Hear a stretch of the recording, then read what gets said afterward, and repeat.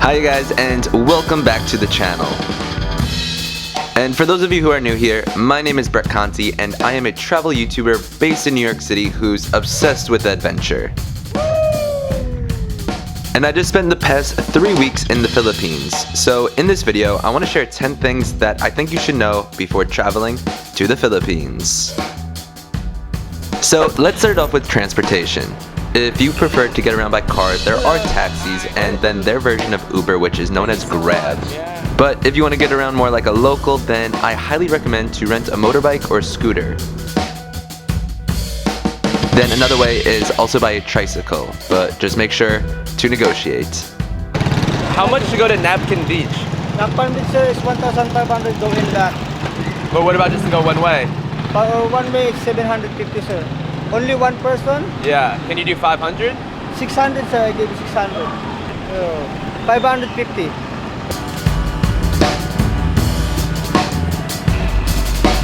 Now, this leads me into number 2, which is ATMs.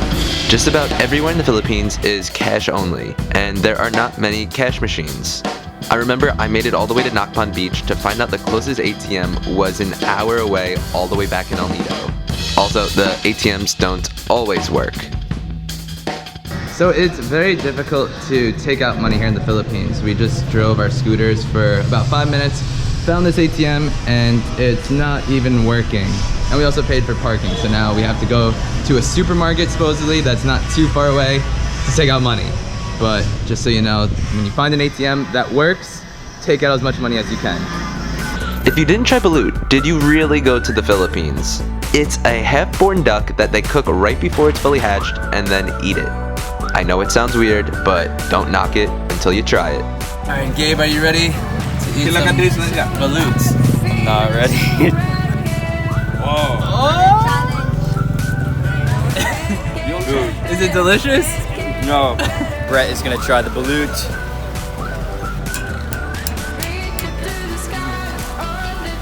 It's a half. Alright, when in the Philippines, eat balutes. Big bite. Delicious. No. Not bad. Yes, I would say overall, the Philippines is safe to travel. Not once throughout my trip did I not feel safe, especially if you are in the more popular islands. I know if you go to the south, it can get dangerous and there are supposedly still pirates. So of course, always be aware of your surroundings, but I wouldn't be too worried about safety. If you really want to enjoy your trip to the Philippines, talk to as many local Filipinos as possible. You will thank me later. I've never been to a country that even compares. Everyone I met was truly genuine and would do just about anything to help make my stay in their country better. I may add that the police are extremely friendly as well. The fact that we got pulled over on a motorbike without our license and didn't get arrested is a miracle. Okay. Just photocopy it, then give to the photocopy to the owner of the motorcycle, not the driver's license, okay? Okay. You have to bring because it's in your role, you have to bring all your license, right? Yeah. But I give you a chance because you are just a toy, okay? Okay, thank you, man. As a so-called digital nomad who works from the internet, I was a little bit scared because I didn't think I'd be able to go about my business as usual. But honestly, even on these very remote islands, the Wi-Fi was fast. I was able to upload 10-minute HD videos to YouTube in under a half hour, and most cafes and hotels will have Wi-Fi in the common areas. If you are traveling to the Philippines, then most likely your money will go very far here. I've gotten dinners for as cheap as $1 and then hotels with aircon for $14. So food and accommodations won't be much of an issue if you're trying to budget, but the tourist attractions can potentially run you up a bit. But you can find deals. For example, I met up with 6 friends in El Nido and we wanted to do a boat tour. With a big tourist company, it would have been close to $40 per person, but we found a private boat tour guide who took the 7 of us out for $20 a person.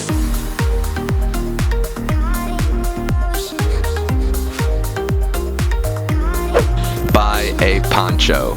You are in a tropical island and it can be completely sunny and beautiful in the morning, but then start downpouring at night. You ready to get dry, Gabe? Yeah, but I can't find my bike key. Oh no! This is probably the worst time ever to lose a bike key. Oh, that looks nice and dry in there.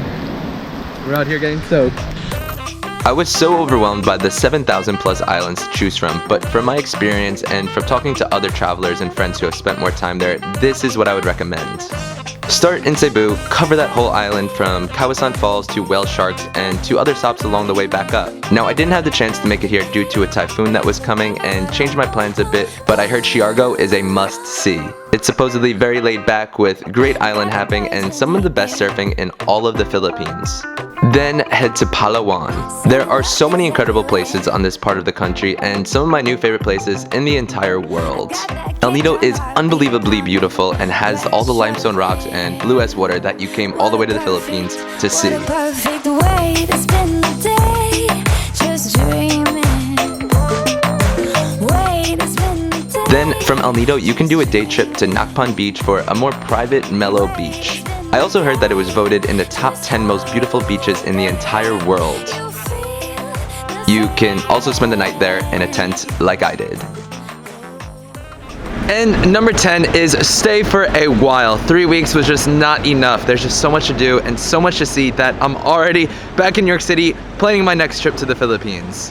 It truly is an amazing country and I cannot wait to go back and visit again. But that's gonna be it for this video, so until next time, remember to get out and get busy and never stop traveling.